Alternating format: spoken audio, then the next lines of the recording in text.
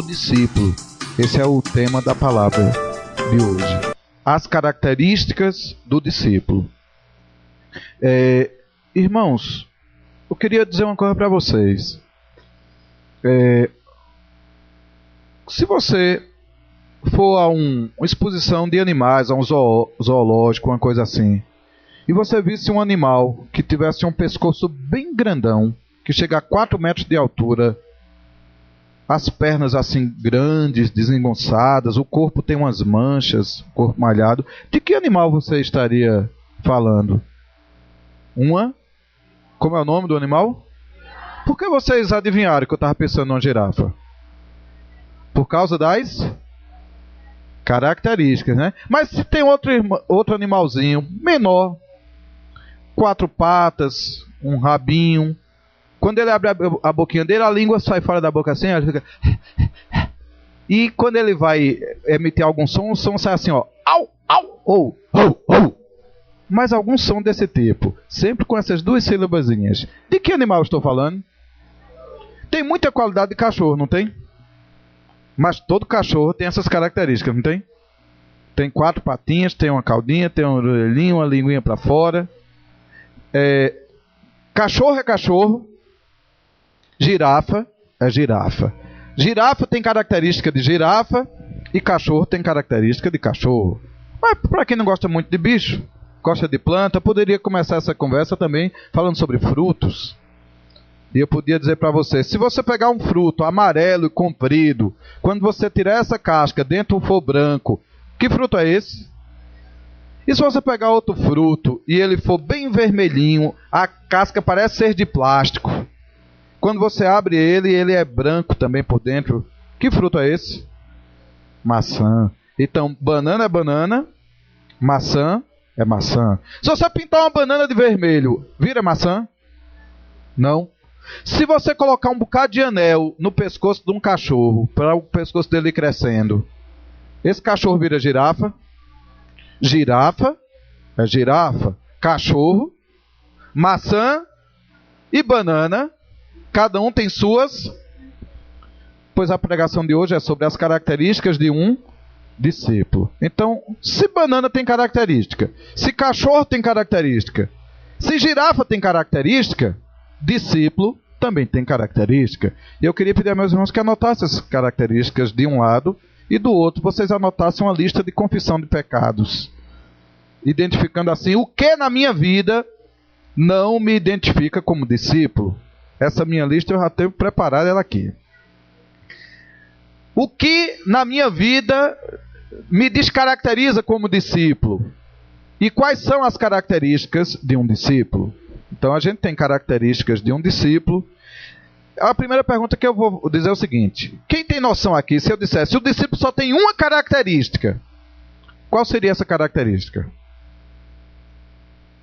Qual seria o versículo que diria isso? Se eu fosse resumir essa lista, um discípulo só tem uma característica. Que característica é essa? Que versículo tem falando sobre isso? Como? Pode ser. Alguém mais tem um versículo? Em uma nota só, qual é a única característica do discípulo? Sim, qual versículo?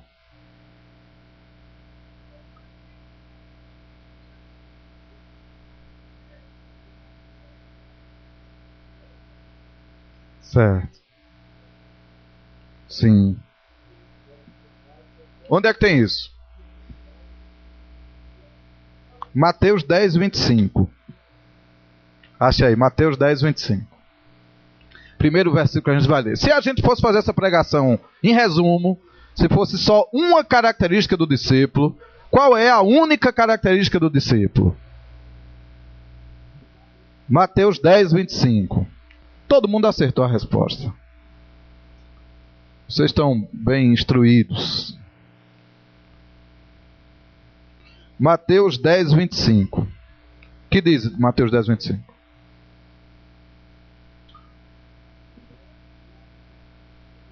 Basta ao discípulo e um servo como seu senhor. Então quem aqui é discípulo de Jesus? Levante a mão. basta ao discípulo ser igual ao seu mestre. Então você é igual ao seu mestre? Se você é igual ao seu mestre, você é um discípulo. Essa é a característica de um discípulo. Então aí já gera uma lista do outro lado. Eu sou um discípulo? Eu sou. Irmãos, em primeiro lugar, eu gostaria de dizer o seguinte: que essa palavra é muito, muito importante para nós. Na verdade, eu nem gostaria de que essa palavra se tornasse uma palavra longa. Eu gostaria que essa palavra ela se tornasse uma palavra prática, que a gente saísse daqui dessa palavra para praticá-la. A gente tem que sair daqui para se isolar num cantinho, fazer nossa listinha, e imediatamente ir chamando o discipulador, companheiro, para andar na luz e para buscar de Deus qualificação para essa palavra. Então, eu gostaria de, em primeiro lugar, para falar sobre esse primeiro tema, a gente vai pregar esses 5 temas o retiro inteiro. Então a gente vai ter 2 pregações por dia, uma de manhã, uma de tardinha. A reunião será sempre das 9 até 1 e das 17 horas, 5 horas, até as 8 da noite ou 20 horas. E no domingo, só pela manhã. Então nós teremos 5 momentos, 5 pregações. Cada pregação será sobre uma característica do discípulo. Hoje nós vamos falar sobre um discípulo ama a Cristo mais que a tudo, mais que a todos, mais que a si mesmo. Um discípulo ama a Cristo mais que a tudo, mais que a todos e mais que a si mesmo. Eu não tenho aqui um testemunho da minha própria vida para contar, mas eu queria chamar Luciano, ele vai contar um testemunho aqui. Eu vou dizer a ele qual é agora. O testemunho que você vai contar aqui, Luciano, você leu num livro chamado O Homem do Céu. Chega cá, por favor. Sobre uma mulher que botou esse versículo em prática numa situação muito específica de sua vida. Amém. Eu estava compartilhando esses dias sobre esse livro, né, que eu comecei a ler. E eu fiquei impactado com as declarações que o irmão colocava lá, né? Ele é da China. E como vocês sabem, lá na China o evangelho não é livre. Ele sofre muita perseguição lá, nossos irmãos chineses. E ele fala lá, ele dá testemunho de uma senhora já, que foi presa por participar do evangelho. E a polícia fez de tudo para que ela negasse. Porque assim, se você nega a Cristo, eles dão o direito de você ter uma vida normal. E ela, eu não nego a Jesus, segurou a onda. E a última cartada do governo lá, dos policiais, foram levar os filhos dela. Eles eram pequenos ainda. E disseram assim para ela: escreva aí que você está renunciando a Jesus, volte para casa com seus filhos e cuide deles, que eles precisam que você cuide deles. E lá na China é assim: se os pais são presos, os filhos ficam para ser cuidados pelo governo. Eles têm lá os meios para cuidar dos filhos daqueles que são presos, né? E o que essa mulher, depois de muita pressão lá, com os filhos presentes, levaram os filhos para lá. E ela disse na frente de todos lá e dos filhos que ela não negaria Jesus. Que Jesus era mais precioso para ela do que os próprios filhos.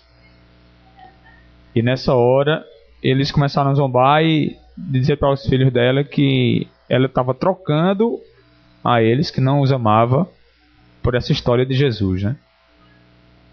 E ela não negou Jesus. E depois de um certo tempo, ela ficou presa muitos anos, ainda depois.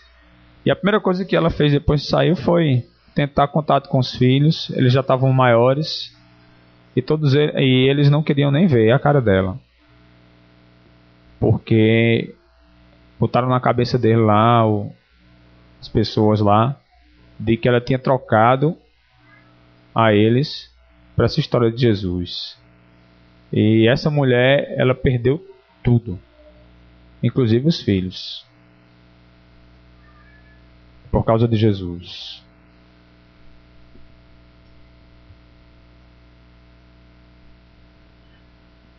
Qual é a primeira característica de um discípulo?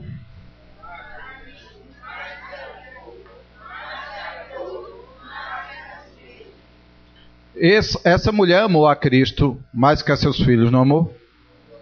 Como foi que os filhos se sentiram? Rejeitados, desprezados, odiados, né? O amor que ela tinha por Jesus era tão grande que, comparado ao que ela fez por Jesus, o que ela fez pelos filhos foi o quê? Aborrecimento, ódio, né? Ou vocês acham que elas deveriam ter negado Jesus para ficar com os filhos? Devia?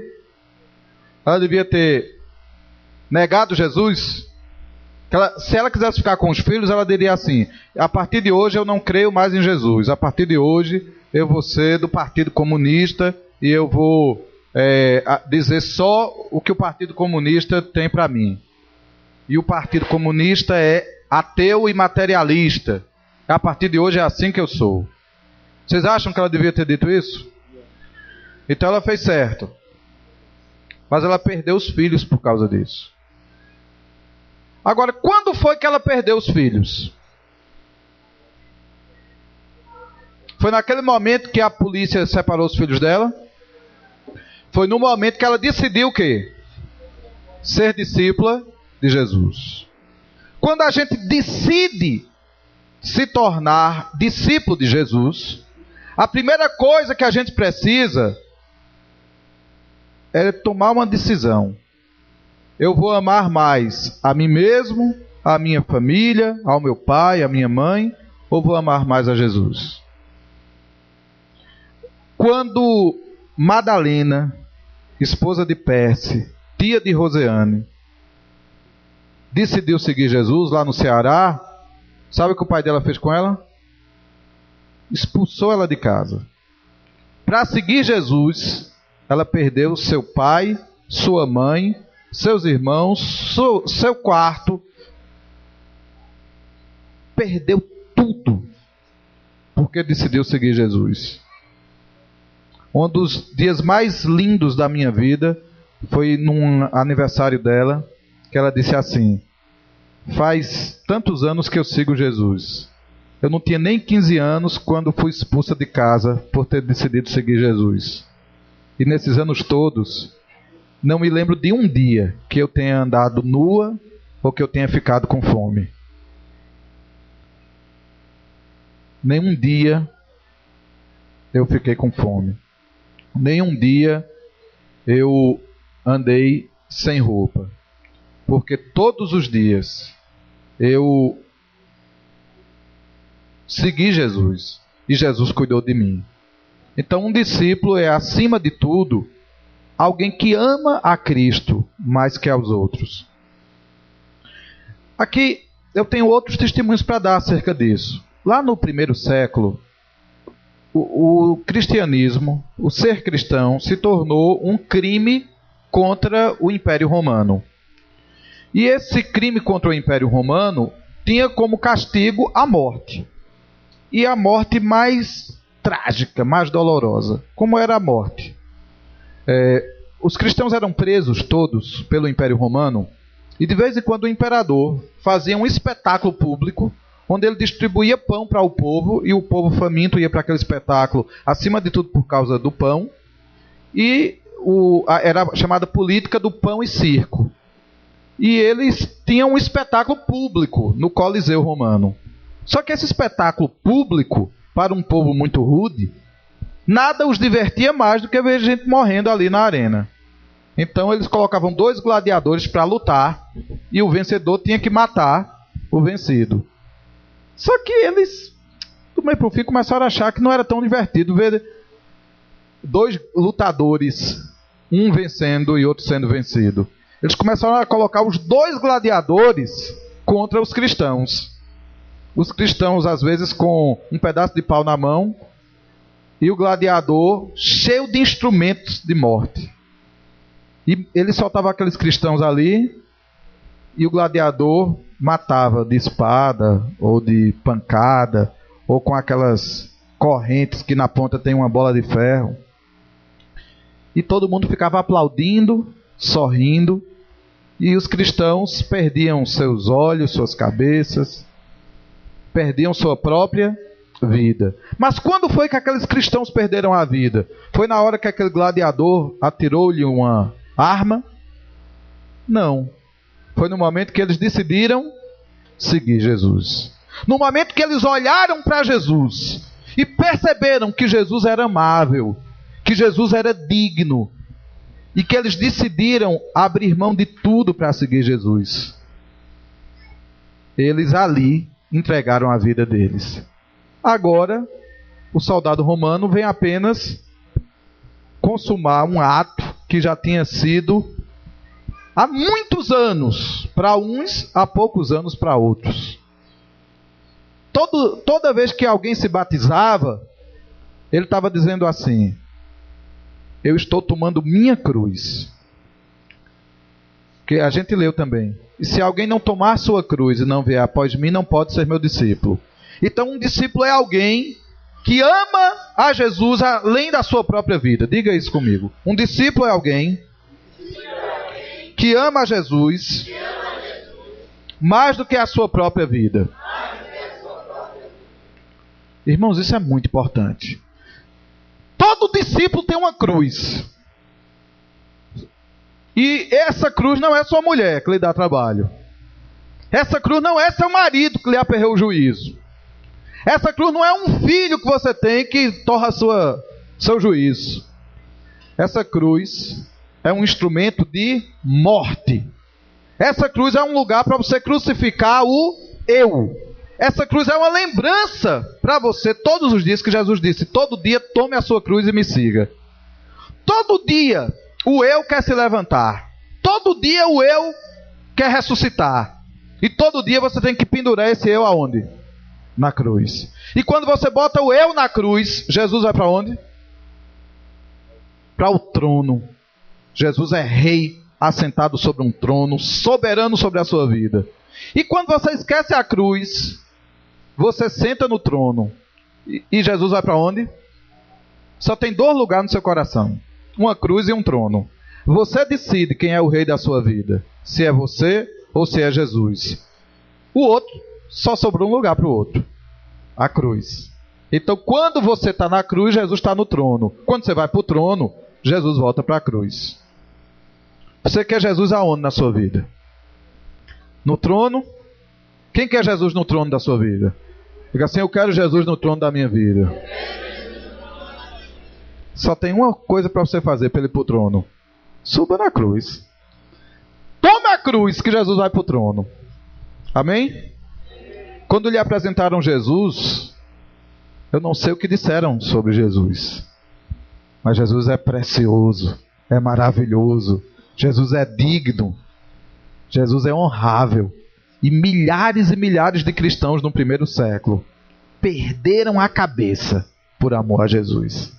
E de vez em quando um soldado, antes de colocar o cristão ali no Coliseu, para ser destruído ou pelos gladiadores, ou por leões, tigres. Então imagina que um monte de cristão faminto ali no meio de uma arena, uma multidão gritando e os leões comendo. Outros eram incendiados ali. Era fogueira humana. Tocava fogo ali naqueles irmãos. E sabe, nenhum deles negava Jesus. Eles iam ali a público cantar. Muitos se juntavam ali, enquanto os leões chegavam, eles ficavam cantando. Sempre oravam, pedindo que Deus não colocasse na conta do imperador, na conta daquele soldado, na conta do gladiador, a culpa daquela morte. E muitos diziam assim: Senhor, muito obrigado por ter sido digno de morrer por amor a ti. Foi essa oração que Vanginho fez quando descobriu que não tinha nada nele que ele pudesse dar a Jesus. Nada da vida dele Ele podia dar a Jesus, porque já era de Jesus. Ele disse, eu não posso fazer nada. Se eu louvo a Jesus, quem me deu a inspiração, a palavra, a fala, foi Ele. Se eu ergo minhas mãos, é Ele, dele. Minha mão foi Ele que fez, foi Ele que projetou o músculo, o osso. Se eu oro, eu estou buscando a Ele e eu que estou sendo abençoado. O que é que eu posso fazer por Jesus? E ele dizia assim, Senhor, não tem nada que eu possa fazer para te agradar. Não tem nada que eu possa te dar que já não seja teu. Então eu quero te pedir uma coisa. Não me permita outra morte que não seja o martírio. Eu quero morrer fazendo tua obra. Foi por isso que um homem chamado Carlos Studd, ele era campeão do esporte mais conhecido da Inglaterra, que é cricket. Ele era riquíssimo, herdeiro de grande fortuna, de uma das mais ricas famílias da Inglaterra, e ele deixou tudo para seguir a Jesus e para pregar o evangelho pelo interior da Índia. Depois foi para a África, ainda velhinho, passou pela China, e ele morreu lá na África, numa cabaninha muito pobre. Morreu de malária. Se estivesse na Inglaterra, ele nem teria pego malária e teria os melhores médicos para tratá-lo. E ele pediu para ser enterrado ali, no meio do povo a quem ele entregou sua vida. Ele não permitiu que fosse feito Antes de morrer, ele pediu isso, para não se fazer um enterro pomposo, luxuoso para ele, num grande mausoléu com suas posses e heranças que ele tinha para lá. Tudo que ele pôde dar de seu tempo, de sua vida, de sua saúde para Jesus. Agora, quando foi que Carlos Studd perdeu a vida? Foi quando a malária destruiu seu fígado? Foi quando ele decidiu entregar a vida a Jesus. Quando ele foi tocado pelo poder majestoso da palavra de Jesus. Então, a palavra de Jesus Cristo, o evangelho do reino, é a semente poderosa que faz discípulos. Eu não sei de que Jesus falaram para vocês.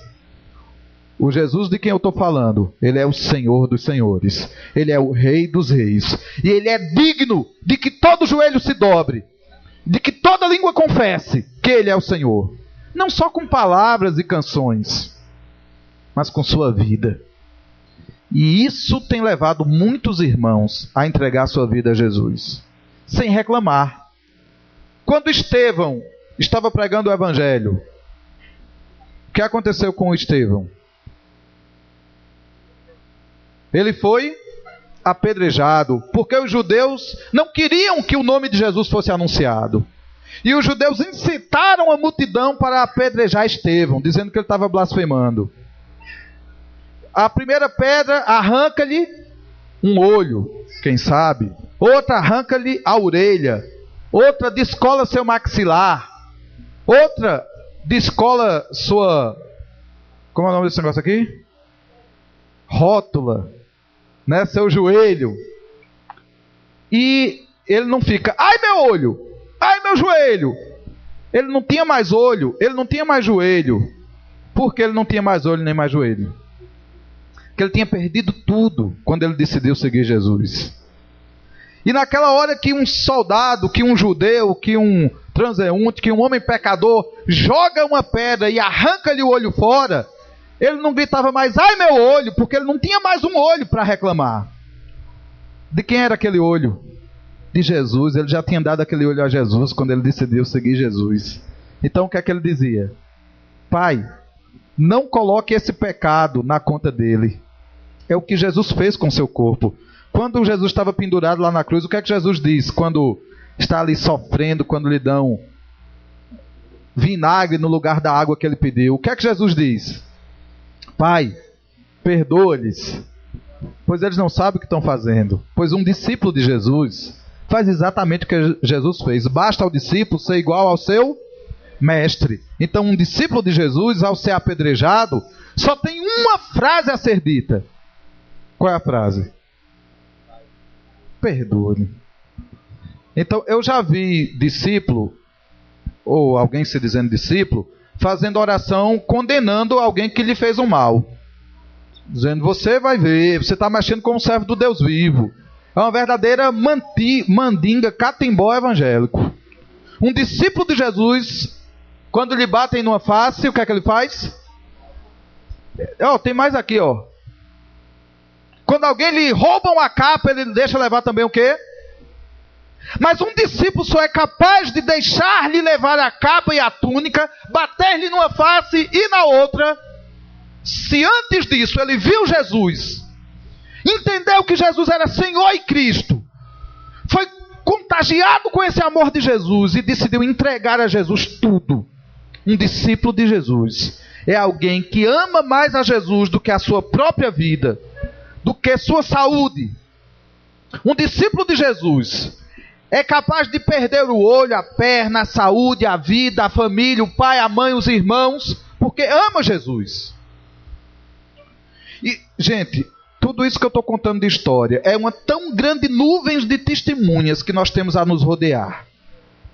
Portanto, desembaracemo-nos de todo o peso e do pecado que tenazmente nos assedia, para correr com perseverança a carreira que nos está proposta. E essa carreira é de ser um discípulo de Jesus Cristo, porque Jesus Cristo merece que sejamos seus discípulos. Porque Ele é Senhor dos senhores e Rei dos reis. E não há uma vida de alguém, não há uma atitude de alguém diferente disso que eu estou falando, que honre a Jesus. Alguém que abre mão de Jesus por sua conveniência não pode ser um discípulo de Jesus. Só pode ser um discípulo de Jesus quem está disposto a amar mais a Jesus. Amar mais do que seu pai, sua mãe. Porque na hora que você decide seguir Jesus, você perde seu pai imediatamente. Você perde sua mãe imediatamente. Você perde seus filhos imediatamente. Quando você decide seguir Jesus, o nome disso é arrependimento. Arrependimento é uma decisão no coração de entregar tudo para Jesus. Eu amo mais Jesus do que meu pai, minha mãe, meus irmãos, minha vida, minha própria vida, meus filhos, tudo. Por que eu amo a Jesus mais que isso? Porque eu perdi tudo isso para seguir Jesus. Porque eu não tenho mais nada disso, eu só tenho Jesus agora. Se Jesus permitir que eu administre por algum tempo esses relacionamentos, se Jesus permitir que eu ande do lado do meu pai por mais alguns anos, se Jesus permitir que eu tenha minhas filhas no meu colo por mais alguns anos, é porque Jesus pegou aquilo que era dele e me emprestou para eu cuidar. E me emprestou para estar perto de mim. Mas eu já perdi, já é dele. No dia que ele me disser assim, deixe tudo isso aí, vá para lá, eu não vou ter que perder minhas filhas nesse dia. Eu já teria que ter perdido minhas filhas no dia que eu decidi me tornar discípulo de Jesus. Amém? Quer que Jesus seja Senhor da sua vida? Suba na cruz. Ninguém que não toma cruz não pode ser discípulo. Só pode ser discípulo quem toma a cruz. E nessa cruz você morre. Nessa cruz você se derrete, se derrama, se esvai, se deixa levar por esse amor por Jesus, que passa a ser maior do que tudo, do que todos e do que a si mesmo. Feche seu olho um pouquinho e responda a uma pergunta. Você é um discípulo de Jesus? Havia em Esmirna um discípulo chamado Policarpo, discípulo de João, e Policarpo foi preso e saía levado para os coliseus, e ele se entregava às feras. As feras estavam ali, ele se jogava para cima delas, dizendo, rapaz, que eu tenho a honra de ser comido por uma dessas feras, né? Para se igualar a Jesus. E as feras não queriam ele, sabe? Quando tinha outro que botava, aí botava um, aí comia no instante. E quando botava Policarpo, ele se jogava para cima delas e elas não queriam ele. Aí ele foi preso, e numa dessas prisões ele foi solto. Aí voltou a ser preso novamente e colocaram ele de novo no Coliseu, aqueles coliseus, né? E E dessa vez o governador estava lá, diante do martírio dele, disse: negue a Jesus Cristo. E ele, já bem velhinho, ele disse: a nós não é dado sair de uma posição melhor para pior. A nós só é dado progredir, né? E aí ele testemunhou ao governador, e no fim dessa conversa ficou com tanta raiva que mandou queimar Policarpo, montar uma fogueira e queimar ele. E um soldado foi lá amarrar Policarpo, e ele disse: não precisa me amarrar. O mesmo Deus que tem me mantido firme, ele vai me manter de pé em meio ao fogo. E Policarpo foi queimado nesse dia. E para ele era uma honra sofrer por Jesus, já velhinho. Todo o povo ficou espantado com o fervor, com a intrepidez daquele velhinho, testemunhando de Jesus, escarnecendo dos sofrimentos e preferindo o fogo a negar Jesus. É a história de Policarpo. Depois que ele já estava pegando fogo, ele começou a cantar um hino. Até o pulmão dele explodir, ele cantou esse hino. Enquanto tinha fôlego, ele não parou de cantar um hino para chorar pela sua dor. Ele entendia que Jesus merecia seu último suspiro em louvor e adoração. Aí quando a gente traz isso para a vida da gente, quando alguém pisa no pé da gente, por que que eu... Ai, meu pé! É porque eu ainda tenho pé, né? Se eu perdi meu pé para Jesus, não tem ai meu pé, né? A única coisa que podia rolar era assim: Jesus, me perdoe, eu deixei seu pé no meio do caminho, alguém pisou nele. E não faça nada com ele, não, a culpa foi minha. Não cuidei direito do seu pé. Não era isso? Ou que eu poderia dizer assim: ó, tem outro pé aqui, ó, pise também nesse aqui para equilibrar.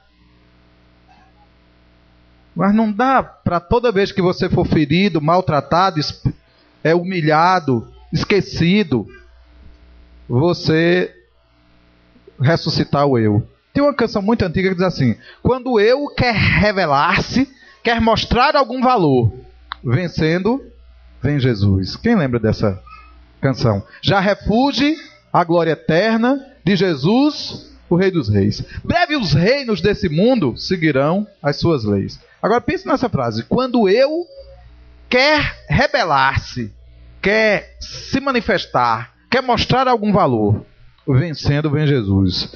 Que Jesus vença o seu eu, que Jesus vença a sua vida. Meu pai, me dê um minuto.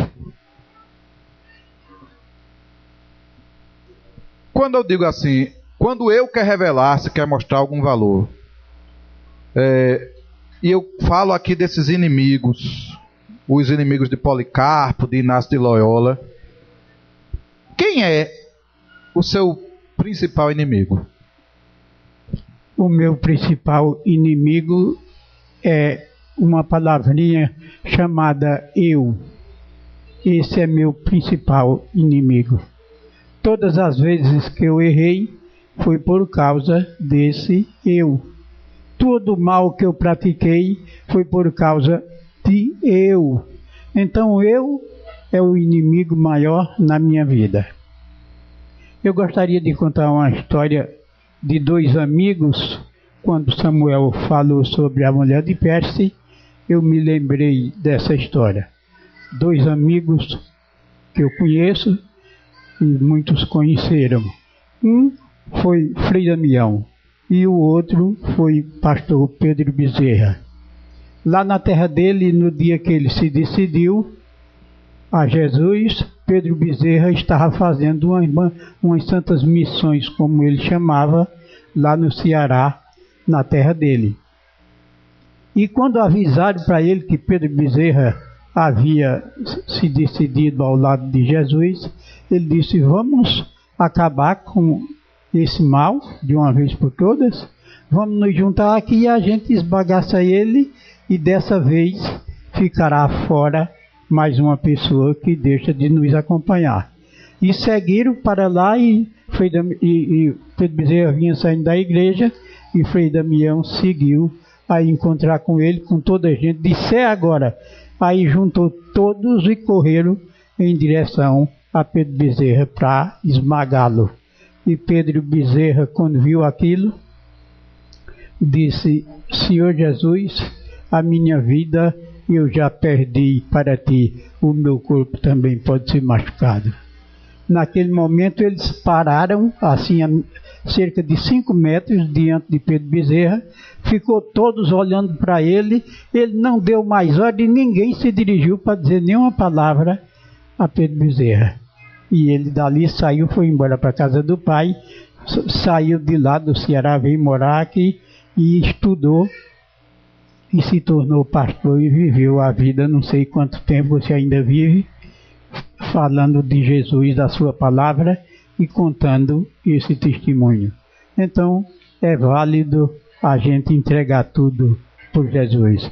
É necessário que nós neguemos-nos a nós mesmos, esse eu seja negado, que pela fé nós nos arrependamos desse eu e que negamos a nós mesmos, muda de atitude interior, negamos a nós mesmos para que possamos tomar a cruz, perder a vida e aí renunciar a tudo para dizer: eu não sou mais eu, Jesus é quem vive em mim. Eu já estou crucificado com Cristo, não vive mais eu. Agora quem vive é Cristo. E o viver que esse eu deve viver agora, vai viver pela fé naquele que me amou e assim mesmo se entregou por mim. Está disposto a amar mais Jesus do que a seu pai, sua mãe, seus filhos e ainda a sua própria vida. Só que até aqui eu só falei de amar menos os outros.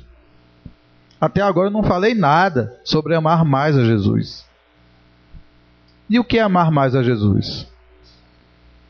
Que tema da nossa vida tem a ver com isso? E é aqui onde entra minhas maiores listas de confissão de pecados.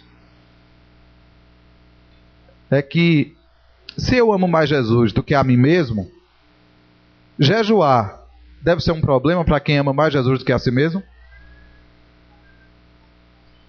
Então, um dos termômetros para a gente saber se a gente ama Jesus mais do que a gente mesmo é o jejum.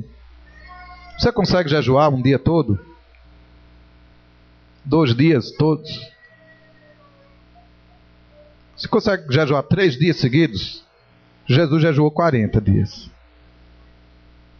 Agora, Jesus precisava jejuar 40 dias para si mesmo? Ele estava buscando alguma bênção para ele mesmo?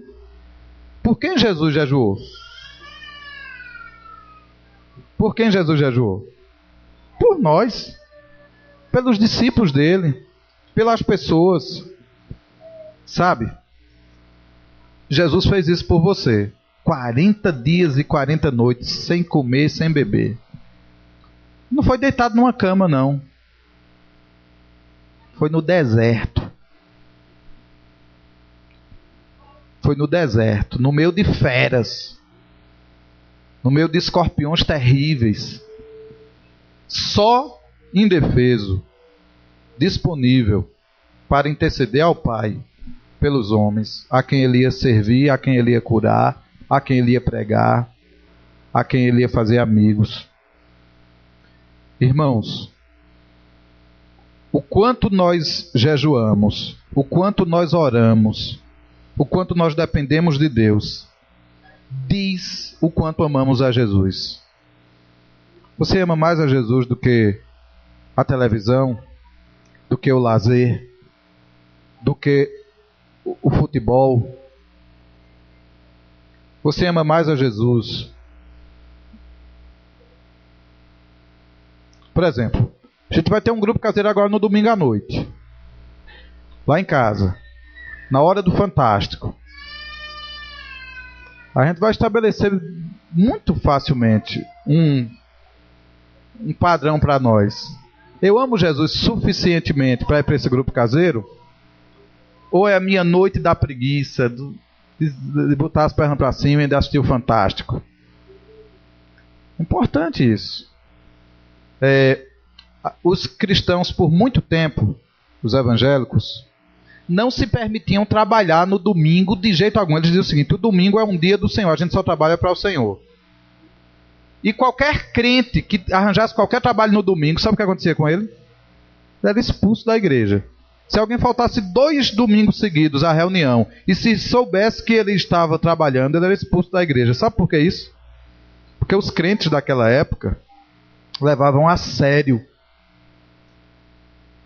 a obra de Deus.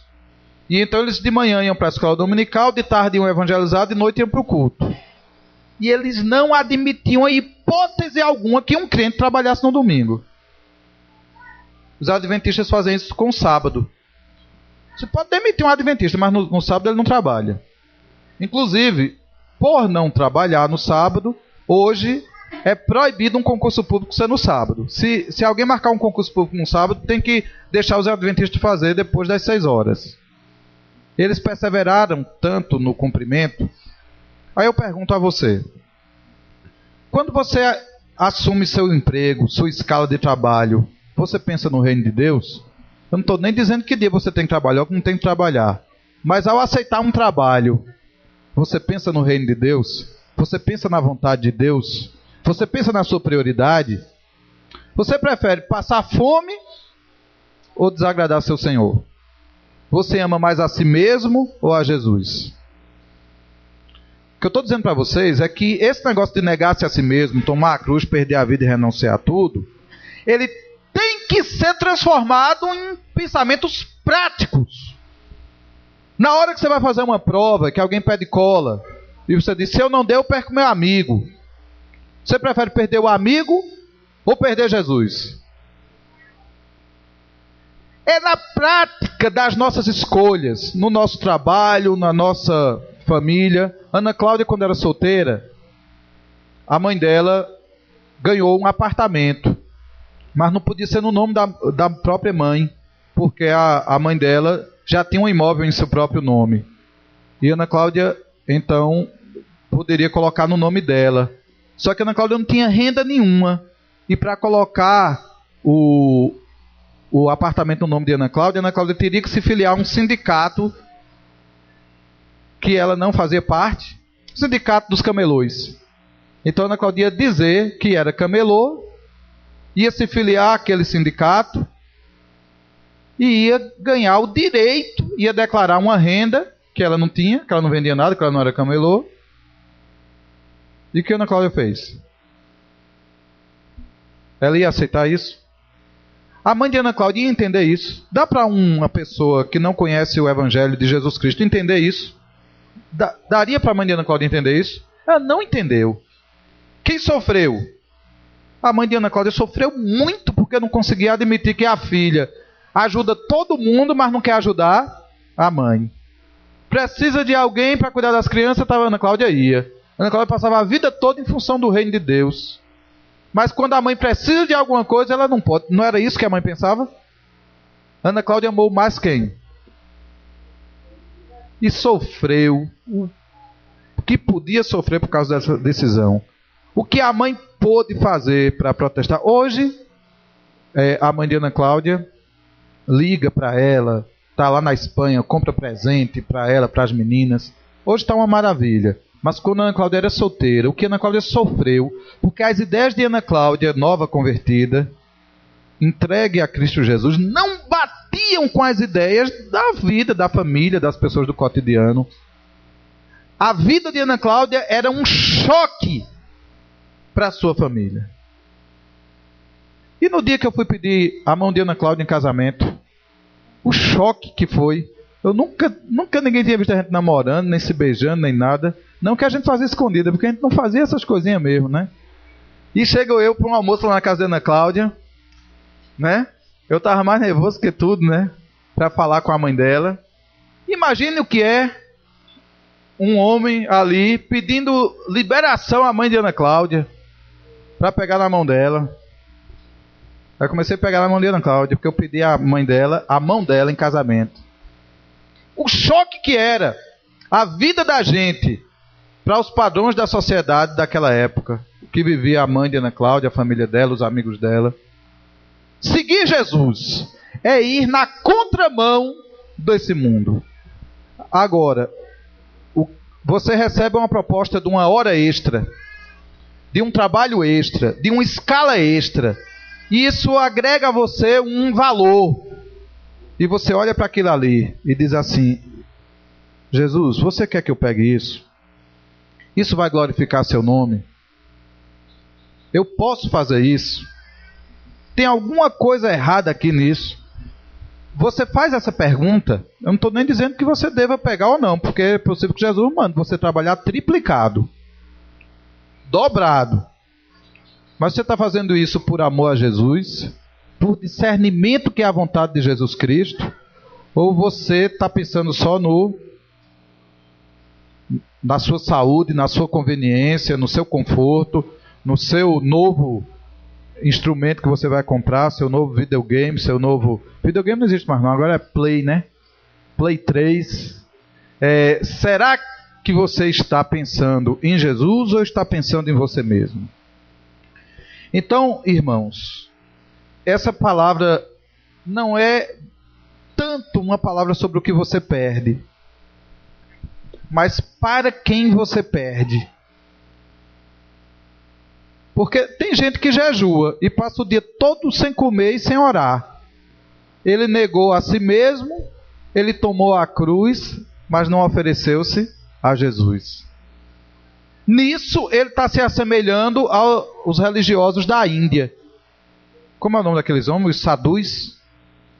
Que alguns param assim, ó, se encostam numa parede, fica assim o tempo todinho, ó. Ali eles não tomam banho, não comem, não se movimentam. Ali eles ficam com cãibra até morrer, se for o caso. Não sai mais dali. São adorados como deuses, porque eles negaram-se a si mesmos.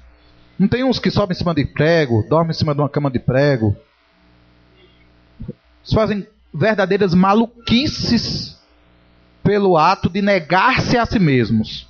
Há homens que se batem, que se chicoteiam. Como é o nome disso? Autoflagelação. Então, há pessoas que conseguem negar-se a si mesmos. Tem gente que consegue até tomar uma cruz mesmo, sair carregando uma cruz. Lembra do pagador de promessas? De quem? Zé do Burro. Imagine alguém que bota uma cruz nas costas e sai andando com aquela cruz. A grande pergunta é: você está se negando para quem? Porque, gente, o que Deus espera é um profundo amor entre nós e Ele. O que Deus espera é uma comunhão pessoal, maravilhosa, conosco. Jesus veio para nos amar. Jesus veio para dar a vida dele por nós. Jesus veio para nos fazer seus discípulos. Então, a manifestação maior da autonegação é o quanto eu me dou, quanto eu dou do meu tempo para Deus. Então aí eu lembro de um homem que ele gostava de orar todos os dias. E ele gostava de orar 2 horas por dia, todo dia, antes de fazer qualquer coisa. E ele acordava sempre às 4 da manhã para orar. Porque o dia dele era muito corrido e ele tinha muitas coisas para fazer. Então ele acordava às 4 para orar. E ele descreve na biografia dele o seguinte: que quando ele um dia acordava e ouvia o barulho de um sapateiro ou de um ferreiro, aquele martelinho, ele ficava profundamente envergonhado e se ajoelhava para pedir perdão a Deus. E sabe o que ele dizia a Deus? Ele dizia: Senhor, Tu és o meu Senhor, e Tu és um Senhor que merece mais do que os outros senhores. Se alguém consegue acordar mais cedo para fazer um sapato, para servir ao dinheiro, à necessidade da barriga dele, a uma dívida que ele tem para pagar, o Senhor merece mais. E eu me envergonho porque me acordei depois dele. Ele ficava profundamente envergonhado. Aí teve um dia que a agenda dele estava muito cheia. Esse dia ele tinha muitos compromissos. John Hyde, o nome dele. Aí ele disse assim: eita, hoje eu não posso orar 2 horas não, porque eu tenho muita coisa para fazer. Não dá para orar 2 horas não. eu tenho que orar 4. Porque se eu tenho mais coisas para fazer, eu preciso mais de Deus. Eu preciso mais de oração. É aqui onde minha lista de confissão de Ana na Luz vira quilométrica. Quanta coisa a gente faz sem orar, sem depender de Deus. Quanto tempo a gente gasta com a gente mesmo. Você pensa aí, o seu dia tem 24 horas. Quantas horas você dorme por dia? Tem uns que dormem 8, 6, 4. Você dorme. Para quem você está dormindo? Para você mesmo, para você descansar, né? Quantas horas do dia você gasta comendo? Então, 2 horas para o almoço, meia hora para o café, meia hora para a janta. Você soma mais outra quantidade de horas que você gasta com você mesmo. Ainda tem o tempo que você gasta fazendo o almoço. Ou trabalhando para arranjar dinheiro para comprar comida para fazer o almoço. Mas além de comer, você tem que se vestir. Você tem que comprar roupa, que passar roupa, que lavar roupa. Para quem? Para você mesmo. Para cuidar do seu corpo. Mas além disso, você não quer só ter roupa para se vestir, comida para você se alimentar. Você quer ter uma comida melhorzinha para lhe dar prazer. Então você tem que trabalhar mais e gastar mais tempo fazendo comida e ainda fazendo um curso de culinária para fazer uma comida melhor para você mesmo. E você ainda quer se vestir não só para se cobrir, você quer se vestir para ficar bonito ou bonita. Então você tem que trabalhar mais para comprar mais roupa, para ficar mais bonito. Para quem? Para você mesmo. Então, gente, se a gente fosse ser muito honesto, se eu neguei a mim mesmo para amar a Jesus mais que a mim mesmo, quanto do meu tempo eu gasto com Jesus? Quanto do meu tempo eu gasto para Jesus? Eu tenho que botar isso na conta.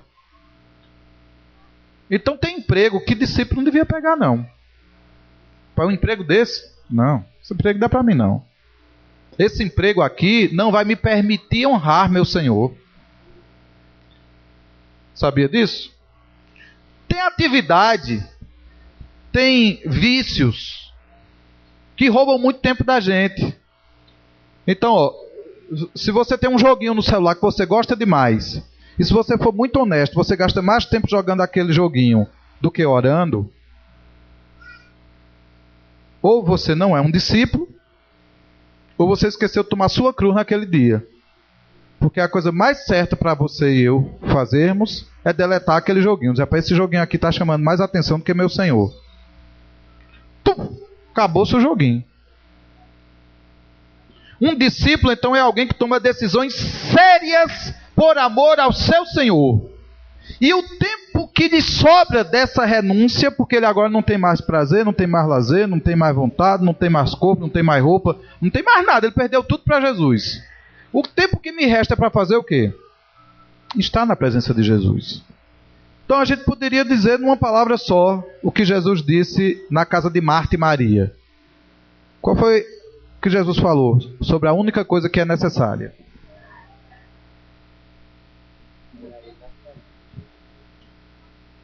Uma coisa só é, e Maria escolheu a melhor, e não lhe será. O que foi que Maria escolheu? Está aos pés. Marta estava fazendo almoço para quem? Para Jesus. Então, gente, eu não estou dizendo que você vai negar a si mesmo, tomar a cruz, perder a vida para estar 24 horas por dia trabalhando para Jesus. Fazendo discípulos, pregando o evangelho, fazendo reunião.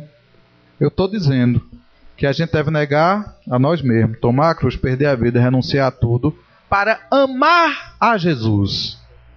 Para estar com Ele, para estar aos seus pés, para ouvi-lo, para suprir suas necessidades e para então obedecê-lo ao ouvir sua voz. Amar a Jesus mais do que a seu prazer. Então daria para você criar uma lista de coisas. Pelo tempo que você gasta com as coisas, o que é que você ama mais? Que objeto da sua casa você ama mais? Aquele que você passa mais tempo diante dele.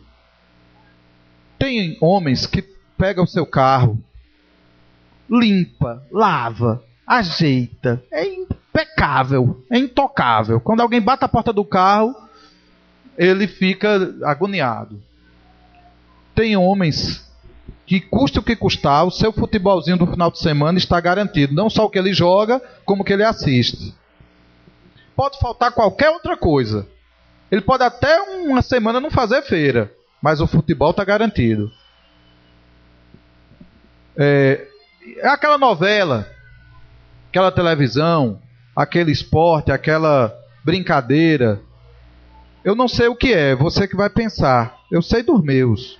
Eu sei daquilo que me rouba a cena. Eu sei daquilo que eu gosto de colocar dentro dos meus olhos. Uma coisa eu já vou confessar aqui para vocês.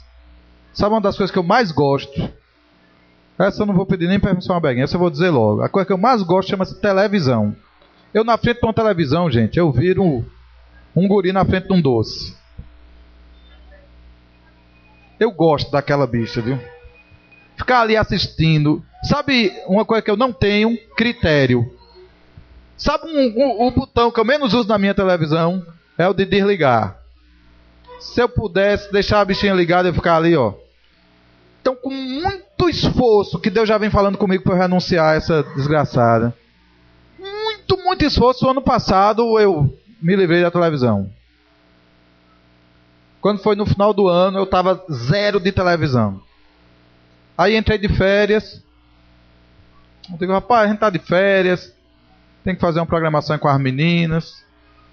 Aí ainda deixei elas assistirem uma coisa, depois fui acompanhando elas noutra. Daqui a pouco, gente, eu estava assistindo tudo que não devia, que não podia. Foi umas férias sem oração. Foi umas férias sem cultinho doméstico. Quando terminou as férias, eu estava acabado. Quando terminou as férias, eu estava murcho, envergonhado. Perdi a briga para a televisão de novo. Vim deixar ela de novo não faz nem um mês. Está completando um mês.